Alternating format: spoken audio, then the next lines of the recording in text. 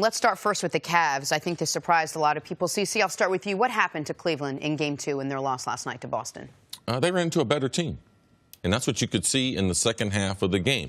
They were able, and I had concerns with Cleveland coming into the game, but about three-quarters of the way through that first quarter when LeBron was doing LeBron type of things, and the Celtics were still within 2 or 3 possessions of the game, LeBron was playing incredible. And I was thinking, man, if they don't get a bigger lead when he's on fire like that, then it was going to be a problem. Ultimately, it was a problem. And you could see that the Celtics defense, they made adjustments at halftime. And you could see those adjustments, what they made, as far as shutting Cleveland down, shutting down the other players. And, we can get into a back and forth. LeBron, was he injured after that? Did he change his overall aggression? I listened to him in the press conference. He said it didn't change him. He said he went in the locker room, calibrated, said he got checked for a few things, got checked for a concussion, but this is we can make a lot of excuses, but it's about basketball, and this is a good basketball team, and the Cavs have been inconsistent, and we could see that. We've seen it in game number 1, and we definitely saw it in game number 2. And listen, part of LeBron's greatness has always been if he gets the David Griffin talked about in a podcast this past week that he saw in a conference finals game, LeBron's bone in his ankle touched the ground. He goes to the back room. David Griffin goes and asks the trainer, is LeBron going to be okay? And the trainer said, does he have any other choice? Part of his greatness has always been coming through these things, so there's no excuse that he took the unintentional shoulder to the head from Tatum. He came back in. He was very good after that. What you were worried about happening in yesterday's game is exactly what happened. Jenna, you asked me, you said, give me a line for LeBron. I've been on a pretty decent run of predicting these. I said 38, 9, and 12. Yep. He finished 42, 10, and 12. And they ended up getting blown out. I think you said he had to at least get 50 as far as contribution. Combined points and assists, and at least 60 total points and assists, points created via scoring and assists. It's what he got. He had 69 of them last night. It's what he got. And the team's effort was pathetic. It was, if they were just missing shots like game 1, CC, I feel differently. It's easier. It's easier because you can point to it. Listen, the ball wasn't going in. It's a make or miss league. But it wasn't that. It's not like the ball wasn't going in for Cavs other than LeBron, but that's not my issue. My issue is they weren't down by 25 in the fourth quarter. They at one point had cut it to 6. Most of the fourth quarter, it was between 4 and 9. And the Cavs' lack of trying on defense, when you know this is the second biggest game you've played all year, the only game bigger, Game 7 against the Pacers, because that was a game that literally could end your season. Jenna, you asked me, 70 times this year, are you worried? Are you concerned about the Cavs and their ability to make the NBA Finals? I sit here this morning, for the first time all year, legitimately concerned, because they didn't show the want to from any player other than LeBron, the one guy who has the least to prove, the least to show, and you could argue the most to gain from the team losing, because it's not another finals loss for him. No, absolutely. LeBron, and I got to say, the move that Ty Lue made as far as putting Tristan into the lineup, you could see the improvement there. Kevin Love, he played a good game for Kevin Love. He gave him the type of support. If he gets those numbers, they're typically going to win, regardless of what LeBron does. If Kevin Love plays that way with LeBron, LeBron will do enough to get him through.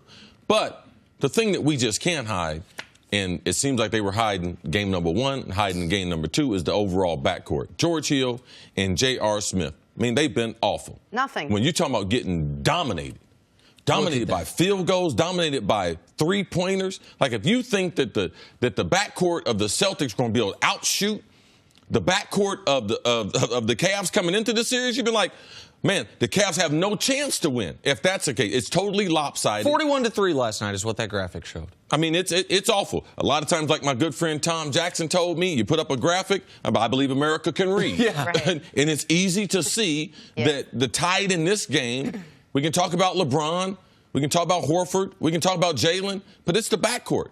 And what they did and how much better they have been, especially in last night's game. All Cleveland had to do was look across the way. Boston didn't do anything spectacular, but they were balanced. right? They had a very balanced attack from the beginning of the game. Even when they were trailing, even when LeBron was going off for 21 points in the first quarter, they stayed in the game. They did not let LeBron get the best of them the way Toronto did. LeBron never got in their head the way it happened in Toronto. But what's the one thing you said you were worried about? No supporting cast. 3 players on the Cavs team scored in double figures. 6 players for Boston. They did it methodically, and they were balanced. Listen, George Hill's never played in NBA Finals. This is the best chance he'll ever have to go to an NBA Finals. Someone should let him know. J.R. Smith has been, for the better part of his NBA career, and you know I like J.R. personally, but let's be honest, J.R. Smith, the better part of his NBA career, has been something of a punchline, something that he did to himself to make himself a punchline. When LeBron leaves this offseason, J.R.'s never going to be on another championship or even close championship caliber team. Someone should let him know that. Like, you put it up there. The starting backcourt played 60 minutes last night.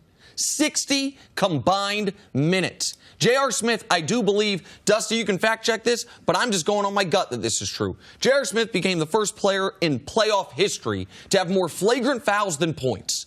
That's what he did last night. It was an outrageous performance. And the effort, man. The lack of getting to loose balls. For the Celtics to play like they were the desperate team was embarrassing for Cleveland. Yeah, it really was, given what was at stake. Because if you didn't have the volume on the game, and you didn't have all the graphics at the bottom, and you didn't know it was the Eastern Conference Final, like, you would have thought these... Game. Absolutely. This is what I saw during the regular season. And the Cavs are on a back-to-back after traveling from Miami the night before. Yeah, whatever. I mean, they went to a party or something. Like, this looked like a regular season game in 2 different cities for everyone but the front court, that being Kevin Love, Tristan, and LeBron. And you saw it with the eye rolling and the frustration, and you saw their faces on the bench. But now Boston goes on the road. Boston hasn't been great on the road. The Cavs are going to be home. So are we writing the Cavs off? Do they have a chance to get back in this? Listen, maybe I'll regret this. I said I was concerned. I'm not saying the Celtics have won this series. I watched the Celtics play 2 great home games against a team very similar, hot and cold to the Cavs this year in Milwaukee, and then go to Milwaukee, lose those 2, and that series went 7 games. But now the Cavs got to win 4 out of 5. Now the Cavs have to win 1 game on the road, which they did going into the series, obviously. But now it's going to have to be either Game 5 or Game 7 if they get there. And they no longer have, and this is what I'm curious real quick, your thoughts on this. I had the confidence, and I felt they had the confidence, that if LeBron's great, we'll be okay. Well, LeBron had a 40-point triple-double last night and 21 points in the first quarter, and they lost going away. I wonder what that does to the other guys on the team who feel, wait, so LeBron can't single-handedly beat this team the way he was able to against the Pacers, the way he's been able to in the past for us. Yeah, it's the Cavs' goal. They got to get this back to 2-2, some type of way. Now, I believe going into the series, the Celtics are going to win this series. But I don't sit here today and think the series is over. You know, LeBron James at home, they can easily have this 2-2. And then what's going to happen? See, I don't believe the home court advantage. I do believe the home court advantage and the role players of the Celtics will be the big difference in this. All right, well, the Cavs have until Saturday now to figure out how to get back into this series. Thanks for watching. Subscribe here to get the latest from the show. Also, be sure to check out more of the best clips from First Things First, or go watch a few segments from our other shows on FS1.